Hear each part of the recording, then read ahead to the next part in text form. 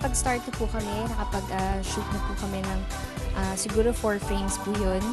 So, medyo marami-rami pa. At yung mga eksena naman with Vice Ganda, abangan niyo po.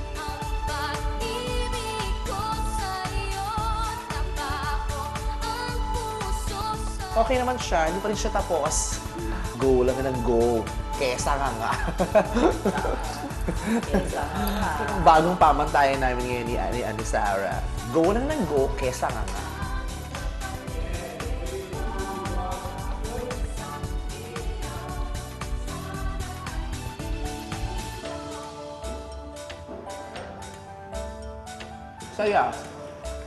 Masaya naman lahat ng eksena namin ni Sarah.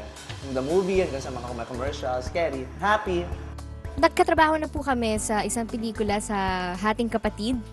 Ayan, at talaga namang enjoy katrabaho si Vice Ganda. At ngayon na lang po kami gagawa ng TV commercial. Actually, yung pangit kasama ni Sarah, ang tagal sa trabaho, di ba, yung mga delay, nakakainit talaga ng ulo yon, yung mga cause of delay niya, yung mga arte-arte. Pero wala naman choice.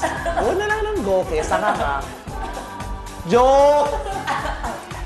Siyempre masaya. Okay naman kasama si Sarah. Wala namang problema sa kanya, no? Mabait naman yung batang yan. Obsessed din sa noseline. Noseline siya ng noseline. Oo, gusto niya. Aliw na aliw siya sa noseline. Hindi siya mag-noseline. Hindi naman nose niya. Pakain-kain lang kami. Oo, di ba? Roroli ng konti, tumbling, paka, lapus, konting nganga, work ulit, di ba? Happy, tapos nganga, gano'n. Pero carry lang, go lang kami ng go, kesa nganga. So guys, that's it for today. Tapos na po ang aming TV commercial shoot. Sana po na-enjoy niyo po ang making nitong commercial shoot.